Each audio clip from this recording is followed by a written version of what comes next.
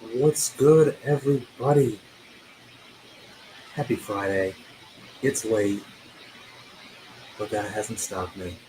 Welcome for a long overdue episode of Mystery Ghost Stories. You know my name, you know this game. First things first, I'm on Instagram over here.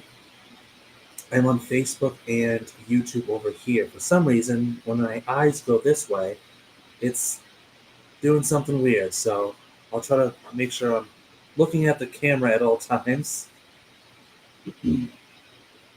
Tonight's episode is a double feature, so the first episode will be on, and then I will stop it, and then I will re-record for the second episode. That's how I do a double feature. The first feature of the night from Mystery Ghost Stories is on Waverly Hills Sanitorium. About to get spooky up in here. Without further ado, Mystery Ghost Stories, Waverly Hills Sanatorium. Located in Louisville, Kentucky. For the most part, stories of a Waverly Hills Sanatorium are not horrifying or grotesque. There are no tales of mad doctors or sadistic nurses, or snake oil salesmen, but a lot of people died there for one simple reason: tuberculosis. TB was seriously bad news in the 20th century, and probably for a few millennia before the archaeologists discovered TB in the remains of a mother and child buried. Hold on. TB was seriously bad news in the 20th century, and probably for the few millennia before that. Archaeologists discovered TB in the remains of a mother and child buried 9,000 years ago in Atlit Yam, a city now underwater off the coast of Israel. It is estimated to have caused around 25% of all deaths from the 1600s to the 1800s. Take that into perspective. 2,000 years of just whoop, keeling over and dying because of TB. It was also known as consumption and the White Plague because victims became pale and emaciated, Jesus, as the malady consumed them. I am reading this from the BuzzFeed Unsolved book, so Supernatural. So anything that I take will be from Ryan Bagara here, so just a little heads up. I will skip their little snooty comments, more preferably Shane's, because we're not doing humor in this. We're not.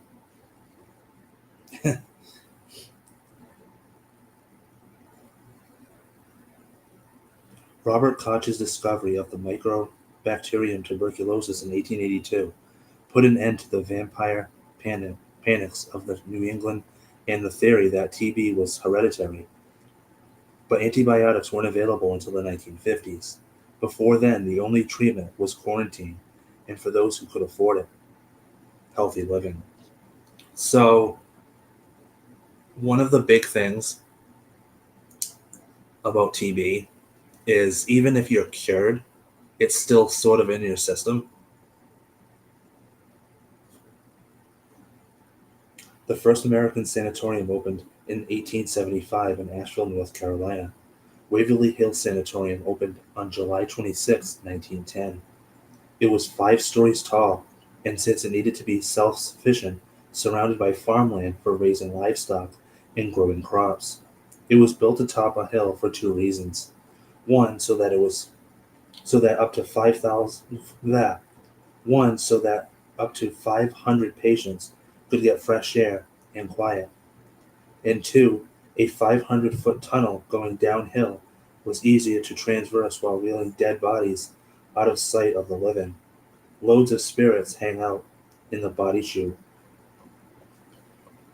Yeah. Imagine the second reason a building gets built on top of a hill is so that it's easier for the dead bodies, to go down the hill in a chute. That's just And loads of spirits hang out in the body chute. So, if I remember correctly, this was the episode of BuzzFeed Unsolved where they actually went in the body chute, and even Shane, who doesn't believe in ghosts, was like, "I don't want to be here because why would you want to walk down a body chute? You wouldn't. It's fucking creepy, right? Like it's got to be really unsettling. Like knowing the sole purpose of this area you're walking through is to shoot dead bodies down."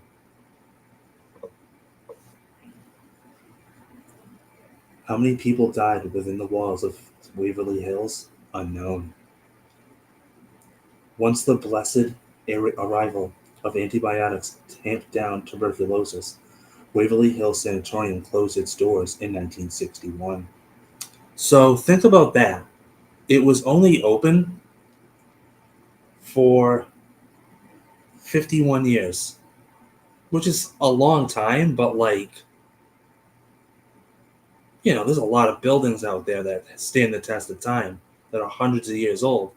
And the whole reason this place was built, just 51 years. Yet it is considered one of the most haunted places in the world. Visitors claim to hear children's laughter and slamming doors and to see faces and shadow people in empty rooms. There is heightened activity in the first floor morgue for obvious reasons, as well as the fifth floor, where patients with infections of the brain received electroshock therapy.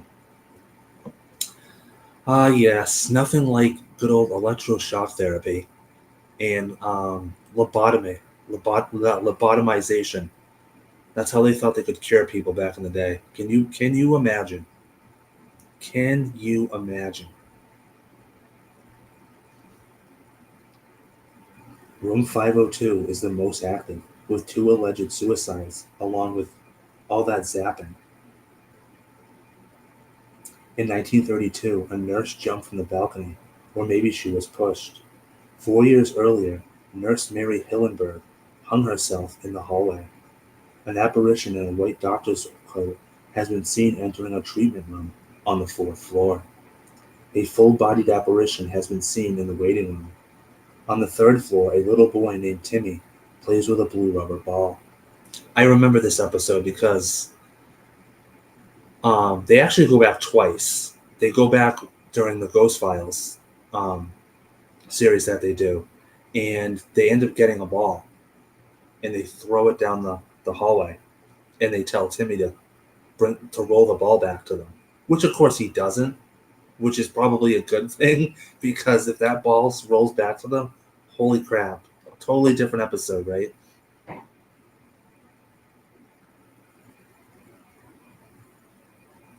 Gotta love a good little crack in the walls as I'm doing mystery ghost stories. All right, let's break this down, shall we? A nurse in 1932, a nurse jumped from the balcony. Why? Was she ill herself? Did she have TB? Did she just not want to treat herself? Was she just like fuck it and just was like just dipped, jumped over the balcony? 4 years earlier, Nurse Mary Hillenberg hung herself in the hallway. Like, what are these nurses? Why are these nurses offing themselves in a sanatorium? I know the conditions are bad and the patients are sick, but like, what are you doing? An apparition in a white doctor's coat has been seen entering a treatment room on the fourth floor. Clearly, a doctor who thinks his skills are still needed. And a full-bodied apparition have been seen in the waiting room. Like a doctor in the waiting room. On the third floor, of course, the little boy named Timmy. There's always a little girl named Mary, or there's like a little boy named like Danny or Timmy. I will actually read um, Shane and Ryan's comment because they talk about meeting Timmy. So I just referred to that. So we met Timmy, one of the great little ghost boys of our time. His ball bounced over to a wall, and Ryan shit his pants about it. Bounced to a wall with my name written on it, about a football field away. Totally different. So yeah, they actually did Supposedly meet Timmy.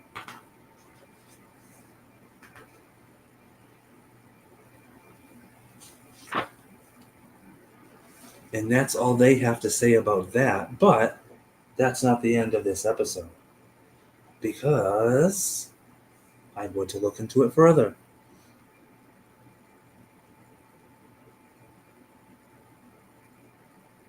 The architecture of this place is just, I don't even know what you'd call it. Gothic? Deco Gothic? I don't even know what the hell you'd even call it. It's so good. Do. Alright. The hospital closed in 1961 due to the success of antibiotic drugs streptomycin in lowering the needs for such a facility. At some point, plans were made to turn the abandoned hospital into a hotel, but this is no longer the case. What in the actual fuck?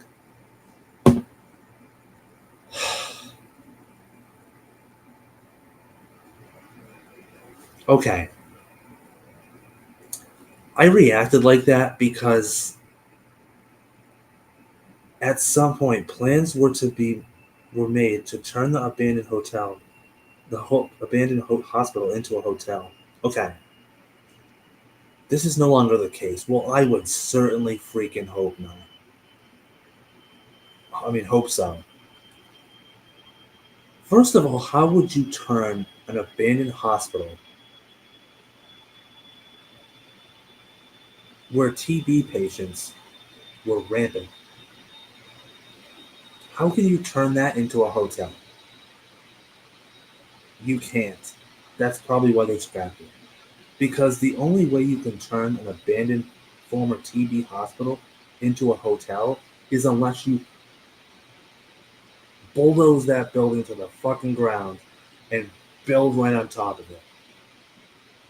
Because the air must be like, I know they built it on top of a hill, but you know what I mean? Like, spirits aside, like, it's gonna be like, the air must be like really bad in there. Oh my god, what a horrible idea. Oh my god. That is just, oh my god.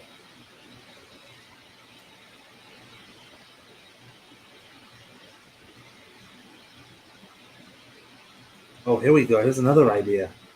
This one's probably just as inhuman, but a little more reasonable. Simpsonville developer J. Clifford Todd bought the hospital in 1983 for $3 million. He and architect Milton Thompson wanted to convert it into a minimum security prison for the state, but the developers dropped the plan after neighbors protested. Todd and Thompson then proposed converting the hospital into apartments, but they counted on Jefferson Fiscal Corps to buy around 140 acres, giving them money to start the project. In 1996, Albert Haskell bought Waverly Hills and the surrounding area, made plans to construct the world's tallest statue of Jesus on the site, along with arts and a worship center.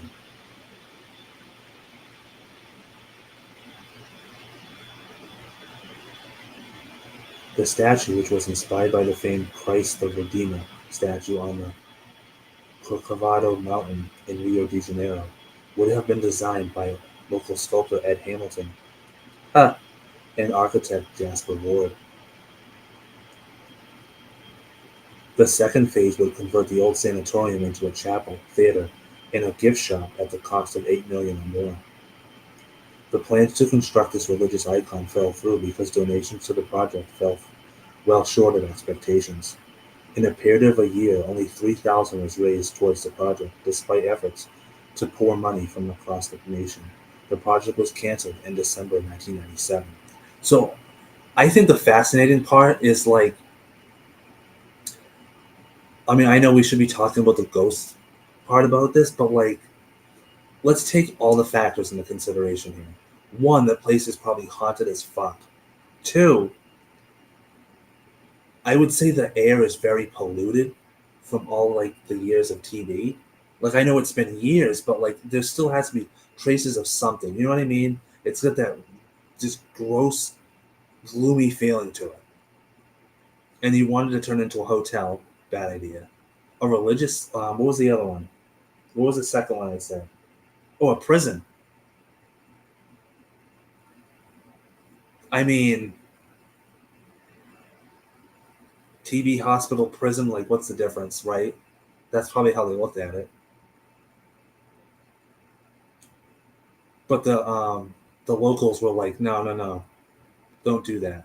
It's like, okay, you don't mind having sick TB patients up on the hill, but God forbid there's criminals up there. Then they wanted to turn it into a religious center. I don't hate this, but again, it's like, how do I put this without sounding like a total a hole? The whole reason that they were in there, a lot of them were probably religious and they were hoping for a miracle, a cure, and they kind of sort of got it. Hence the reason the place closed because a cure was found, antibiotics. So it's sort of fitting that they would want to turn it into a religious center. Okay, like I don't hate it. A chapel, theater, and a gift shop. Nice little Jesus bobblehead at your local gift shop. Watch Jesus Christ Superstar in the theater. Pray to Jesus at the chapel. Like, look at that. It's a win-win-win, right?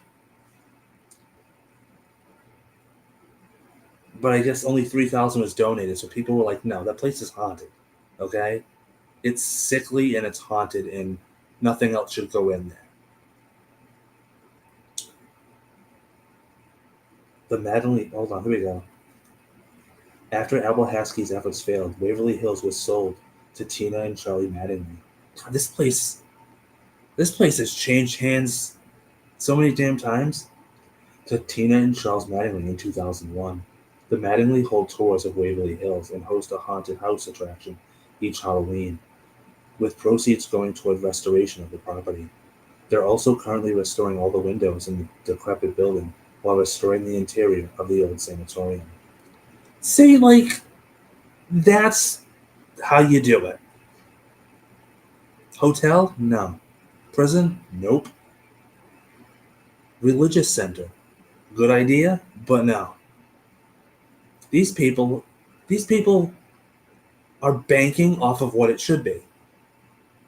The history, the fact that it's now probably one of the most haunted places in the world, and they're like, you know what? Let's embrace that. Some people would call this small, childish, but you know what? To me, it's a fucking sanitarium that was housed to hundreds of TB patients over the course of 51 years. Giving haunted tours, doing something each Halloween, yes, I commend that.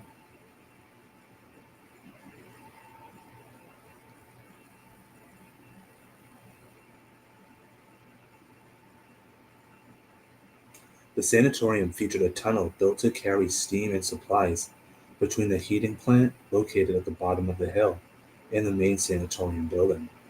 The tunnel was equipped with a cable car used to transport items up and down the passageway.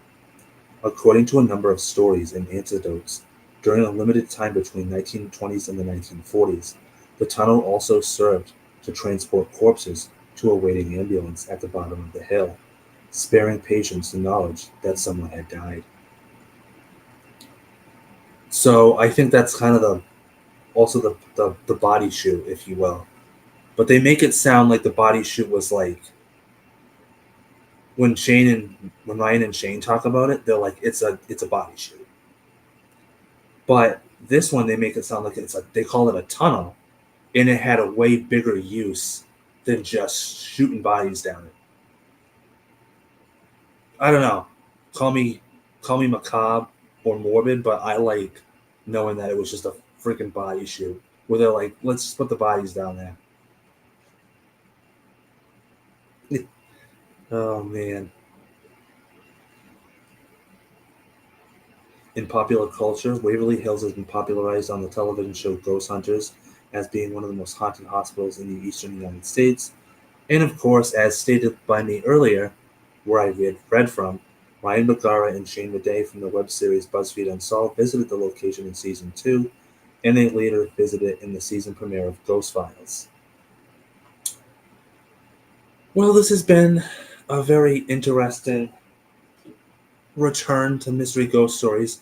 Do I think Waverly Hills Sanatorium is haunted? You bet your ass I do. Would I want to go there? Maybe. I'm not opposed to ghost hunting. I don't hate it. I'd probably wear a gas mask